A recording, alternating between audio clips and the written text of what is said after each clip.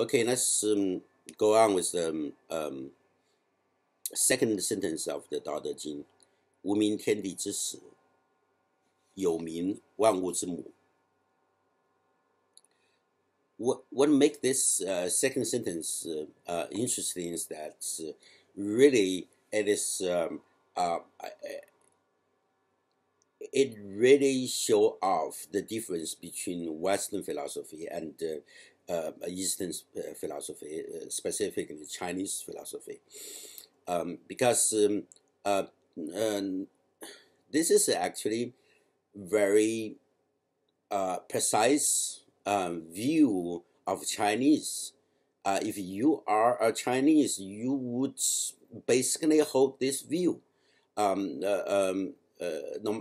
consciously or unconsciously, because when it says 无名天地之始,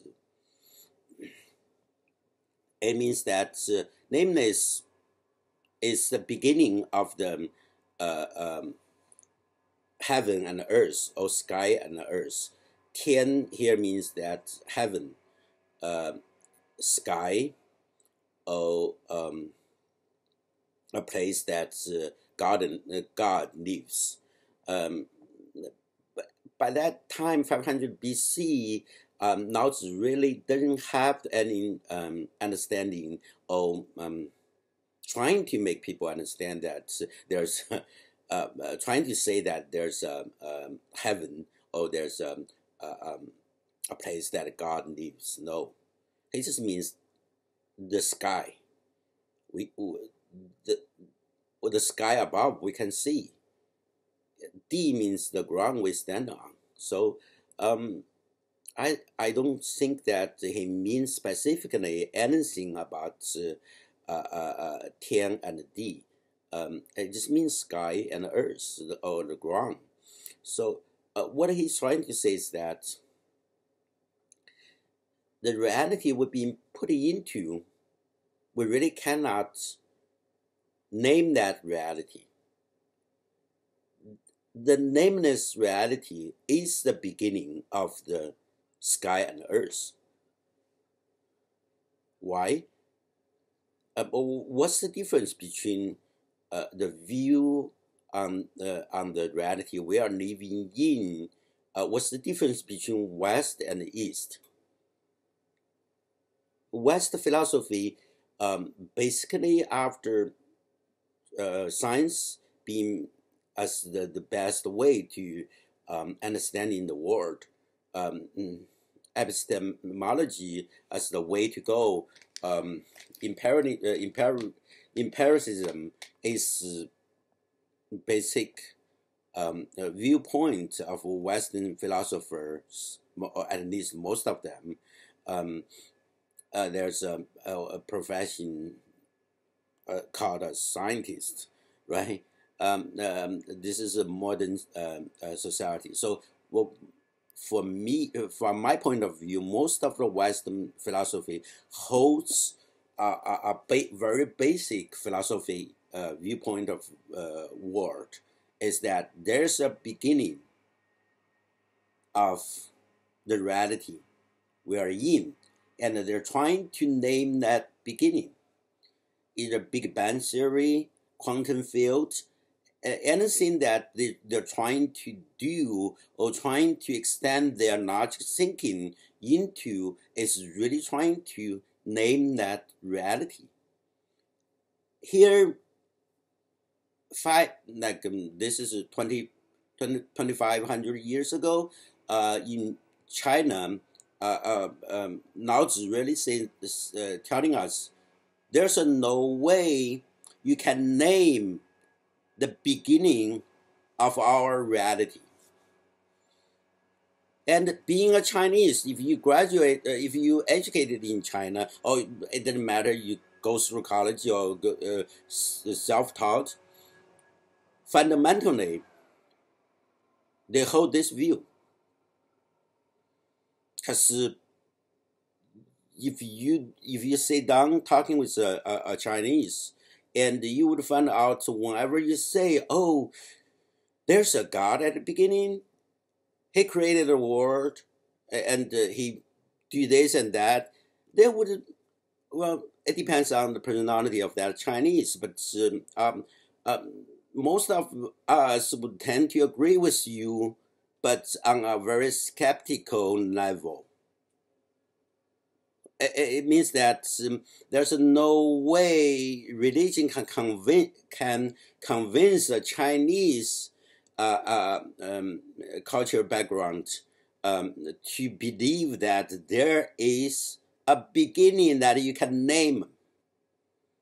That's the deeper fundamental foundation how the East philosopher being built on. So that's why Chinese always hold a very well, to Western philosophers, Westerns would say docile, silence viewpoint, because there's another layer when you're trying to do trying to name that reality. Fundamentally, we believe that you cannot name the beginning of the reality we're in. However, Lao Tzu said another one, another phrase in this second sentence. He said this: 有名天地之母. It's quite interesting that he said that if you're trying to name that the beginning of the reality, or if you're trying to name that reality, name that what you experiencing in, it is the mother of everything. Is that interesting? And most people get it wrong. These two phrases has to be linked together to view the relationship, what Lao Tzu is trying to say. And it's quite beautifully that 2,500 years ago, a Chinese philosopher already laid the foundation for either metaphysics and empiricism. Epistemology is really tossed around between these two phrases. See, when you're trying to name the reality, or when you're trying to give a name to anything that you experienced, which is epistemology trying to prove that there's a reality that our sense can perceive. And once we perceive that reality and it's objective to our senses, we really can tell the difference between what's real, what's not real. Hence that we build our true or false upon that foundation. But Lao Tzu is really saying that if you put a name on experience you perceived, you really are naming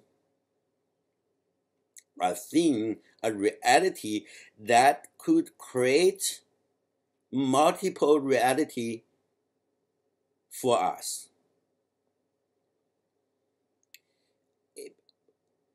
I always get trapped on the reasoning when I study Western philosophy, because from the John Locke to David Hume, and right now I'm doing Alfred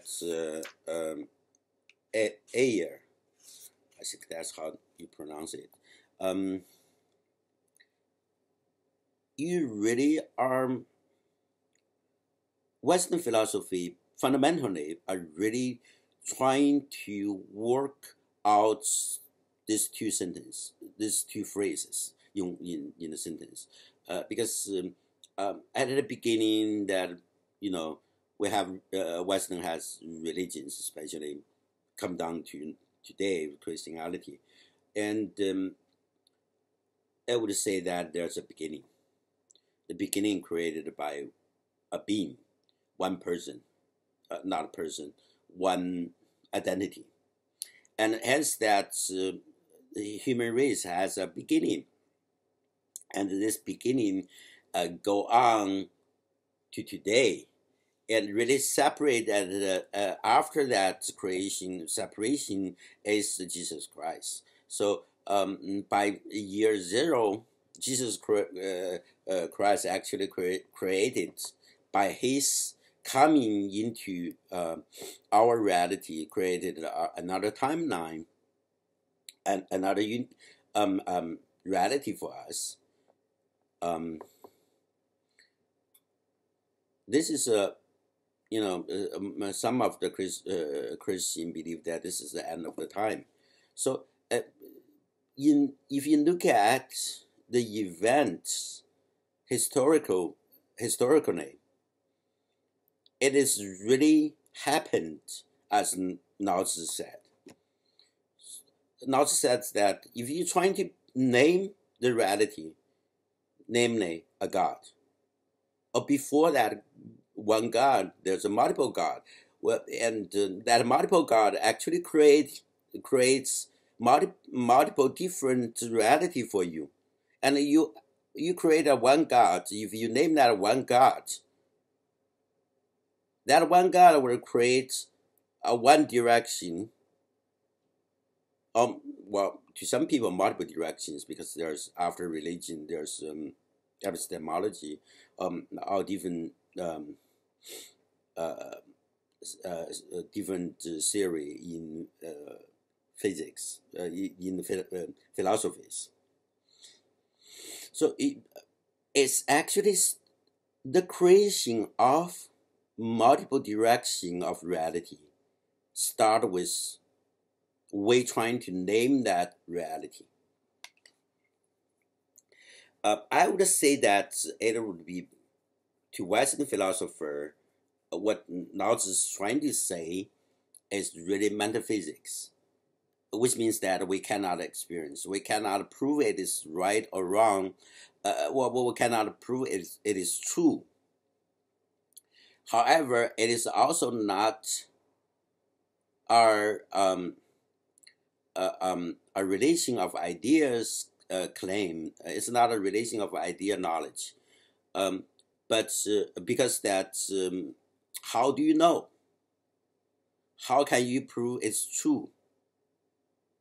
Well, to Chinese, this is true. What Lao Tzu is trying to say, it is true. It is we take that as a true statement, because there's no other metaphysics relationship you can depict to tell me that it is not the true possibility.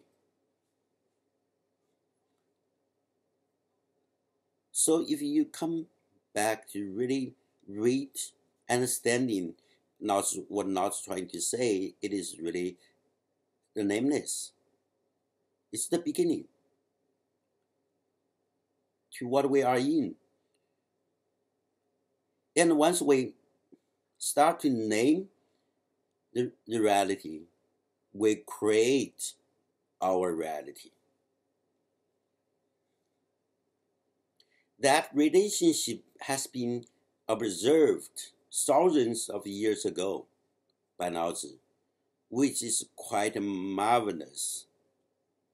But to understand the relationship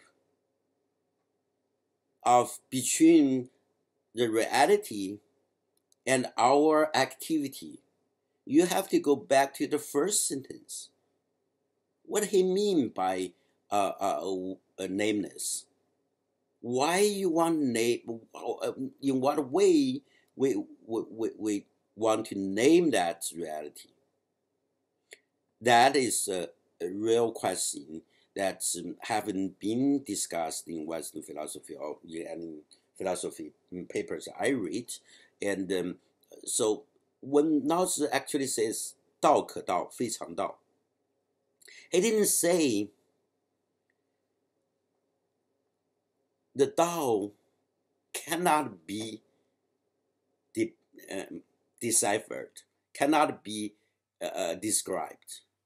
He's only merely tell you that when you trying to describe the Tao, you are describing something else. See, he's trying to say we have limitations, not the Tao have limitations. Or not the Tao is not accessible. It is not accessible. The Tao denies our access because our limitation, not because of the Tao trying to deny us. 名可名，非常名。If there's a reality, there must be a name for that reality, right? However, that in very clever way, Lao Tzu is trying to say, wait a minute. If we cannot access that reality, we only can access the reality which is accessible to us or image of that reality. When you gave the name of the reality, what do you think is the reality you perceived? What you are actually doing is that you are giving the name to the image of the Tao. Is that interesting? There's some people do not understand why sometimes Chinese just so stubborn. They would give up the material gain. They would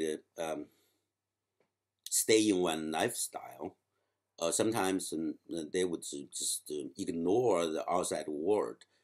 Similar to Western, they're just so inactive.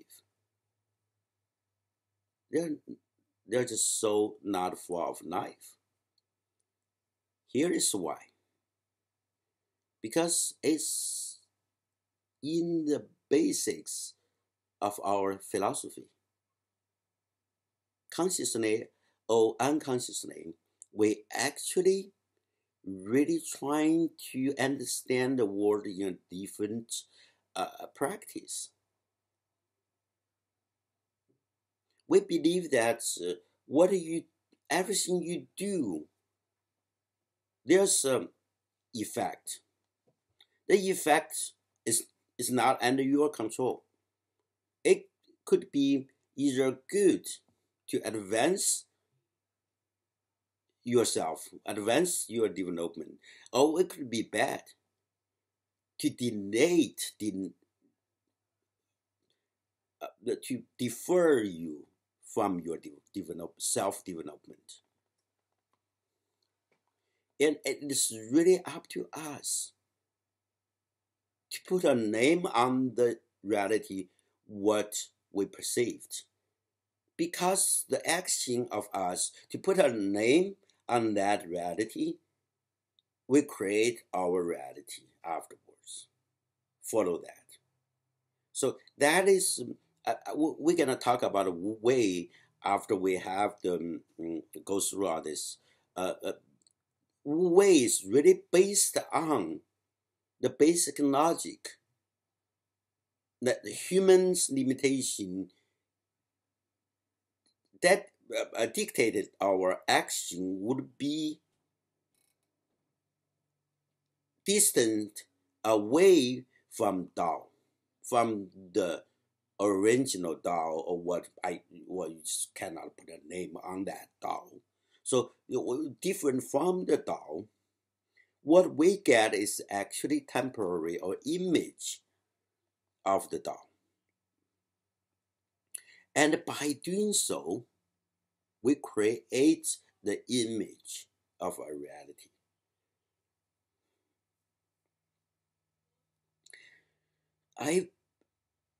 It really concludes lots of struggle made by Western philosophy, trying to understand the world, and then they find out what their understanding is really deceived by what they did in the past, and they find that from the beginning they actually create the conclusion by doing something else which they have no control of, and that is as a Chinese trying to avoid. We rather not do anything, but to create a falsehood that we think we're so excited about, spend our lifetime to pursue, and then we find out, wait a minute, or what we did when we are 20. We think that the world is made of cheese, and we spend 20, 30 years to pursue that cheeseful world, and then we find out that we actually made the wrong definition of the word. Fundamentally, yeah, well, to Westerner, most of them would be excited because nobody think of this world is made of cheese, and by pursuing that cheese world, and he would be very active, do all kinds of things to trying to prove that his viewpoint, it's to him, even if he's wrong, he's still right because he learned something from that. But to Chinese, to say that the very act that you think you are different from the others by naming the word, by naming the reality a cheese, is a very stupid act, because that's everybody is doing so. You just choose the way out. You just choose the way to name it, and then you go for it. It's like you put a toddler on a racetrack, and we know there's going to be a race. We know there's going to be a distance you have to cover, but the toddler just not going to follow the rules. They're going to go everywhere without the direction to the goal. So this is a basic philosophy idea of a Chinese, and in Chinese, consciously or unconsciously, we would put more evaluation on the beginning, on how we start things. So when you read Dao De Jing, it's really about relationship of ideas. And those claims is not metaphysics. Or at least to Chinese, it is actually the philosophy that close to the way things should be. That's what we think, because there's no other phrases or no other descriptions that to us it could amount to this height. When Lao Tzu said, 道可道，道可道，非常道；名可名，非常名。无名天地之始，有名万物之母。He's really covering vast ground on our understanding of this world. And our action, our relationship between us and the reality we are in. Next time we're going to start the third sentence. Thank you.